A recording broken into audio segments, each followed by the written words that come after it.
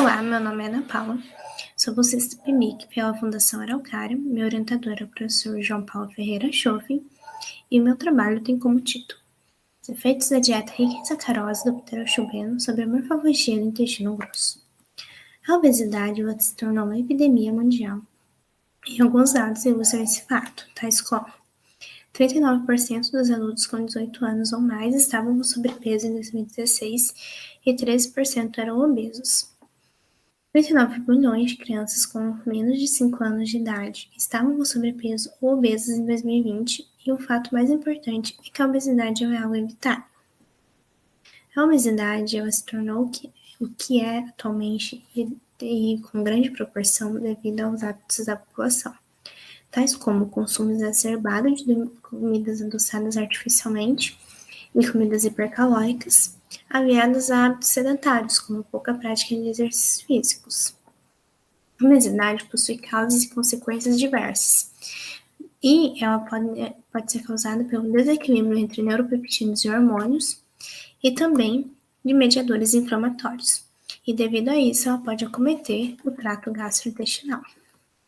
Componentes da dieta podem fazer com que as túnicas intestinais sofram modificações, e também o sistema nervoso entérico, que é composto pelo plexo submucoso e pelo plexo meentérico, como mostra na imagem. O intestino grosso, a porção distal, ela é responsável pela absorção de água e de eletrólitos, e também pelo armazenamento das fezes. Quando a sua manutenção das túnicas intestinais e do sistema nervoso entérico são fundamentais para que a homeostase intestinal seja mantida. Compostos com propriedades terapêuticas vêm sendo utilizados para combater danos causados por dietas hipercalóricas. Nesse cenário, o pterochubeno tem recebido destaque, e ele é algo presente em frutas como uvas e mirtilos, e ele apresenta propriedades como antioxidante, hipoglicemiante, anticancerígena, hipolipemiante, anti-inflamatório, assim como capacidade de modificar a microbiota intestinal.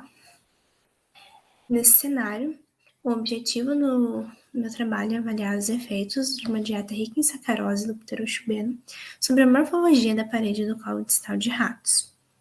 Para isso, foram utilizados 20 ratos Wistar Marcos com aproximadamente 60 dias de vida. Eles foram obtidos do biotério da Faculdade Estadual de Maringá e foram acomodados no biotério daqui da UEMP. E eles foram, então, divididos em 4 grupos. Grupo controle, grupo sacarose, grupo controle mais pterochubeno e grupo sacarose mais pterochubeno. Esses animais, durante 180 dias, o grupo C e CP receberam água filtrada e ração comercial ad libitum, que significa vontade, e no grupo S e SP receberam ração comercial e água mais sacarose, 40% ad libitum também. O pterochubeno na dose de 40 mg por quilograma foi administrado no grupo CP e SP via lavagem, como ilustra a imagem, enquanto o grupo C e S receberam água como placebo. Após o período experimental, os animais foram anestesiados com ketamina e xilazina, eutanasiados por função cardíaca, e amostras do colo distal foram retiradas para o processamento histológico.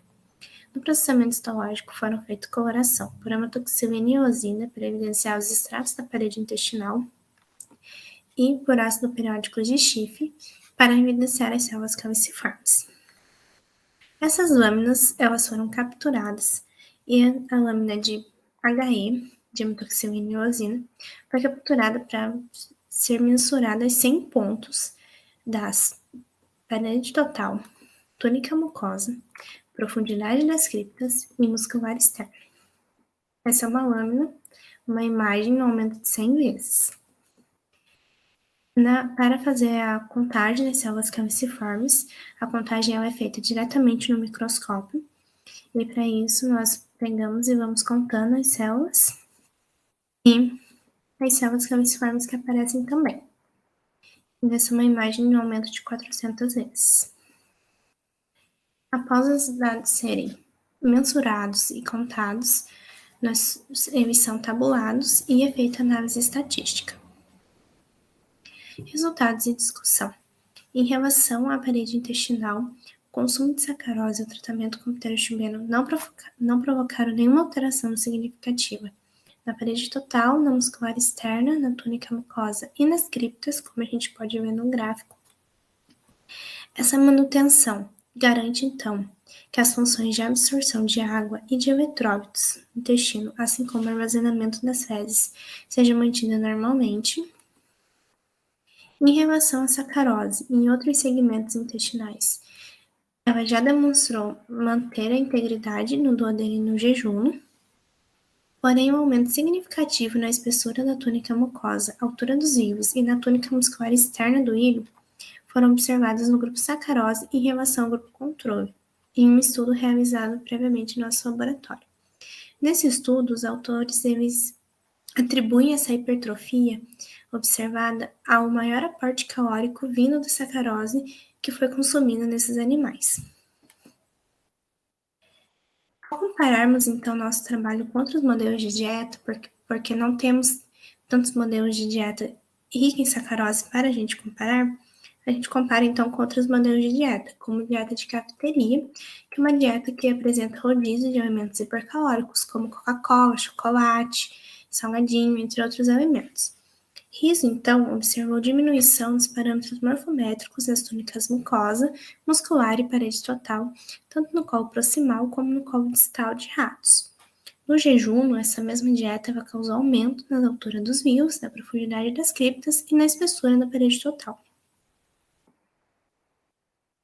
Em relação ao pterochubeno, em outros segmentos do intestino, ele não causou mudanças na parede no jejum, porém no duodeno ele provocou redução das velocidades dos animais controles e sacarose, bem como diminuiu a espessura da túnica mucosa quando comparados a C e S respectivamente.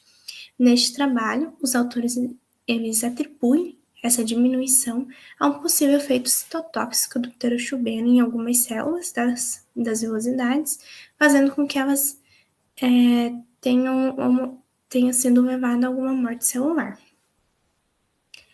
Podemos atribuir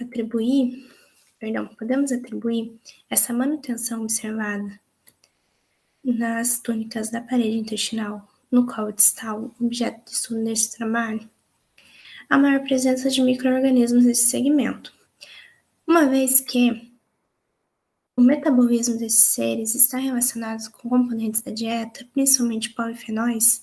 Esses micro-organismos podem ter metabolizado o pterochubeno, de modo que este não ficasse disponível para absorção, e assim as túnicas intestinais têm se mantido íntegras. Outro ponto é que a quantidade de pterochubeno que chega no colo é reduzida, então ela já foi digerida e absorvida nos segmentos intestinais anteriores e também metabolizada no fígado. Podemos também dizer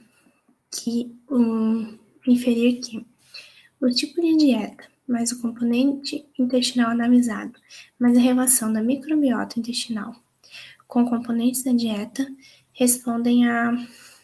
geram respostas morfológicas distintas e que, para mais respostas sobre esses assuntos, precisam ser desenvolvidos novos estudos. Em relação às células caliciformes, também não houve alterações significativas em nenhum dos grupos analisados, tanto com o tratamento com pterochubeno como no consumo de sacarose. Manutenção e desempenho das funções, das células caliciformes garante, então, que ela mantenha a barreira intestinal formada pelo muco que é secretado, evitando, então, que patógenos invadam a mucosa e causem inflamação. Em relação à sacarose e ao pterochubeno, a manutenção da percentagem de células caliciformes no duodeno, no jejum e no ilho já foram observadas no nosso laboratório. Em relação a outros modelos de dieta, a dieta de cafeteria, ela reduziu o número de células caliciformes no colo proximal e no colo distal, e também no jejum. Então, a gente pode inferir que o tipo de dieta e o tratamento, bem como o segmento intestinal analisado, ele também leva a uma resposta distinta no número de células caliciformes. Concluímos, então, que a dieta rica em sacarose 40%, e o tratamento com pterostilbeno, 40 mg por quilograma, não interferem nos aspectos morfoquantitativos da parede colônica distal, indicando preservação das funções de segmento intestinal no modelo experimental adotado. Gostaria de agradecer ao EMP, a Fundação Araucária, ao UEM e aos colaboradores do Laboratório de Morfologia Animal e Microscopia e ao Laboratório de Bioquímica Metabólica. Essas são as referências. Obrigada.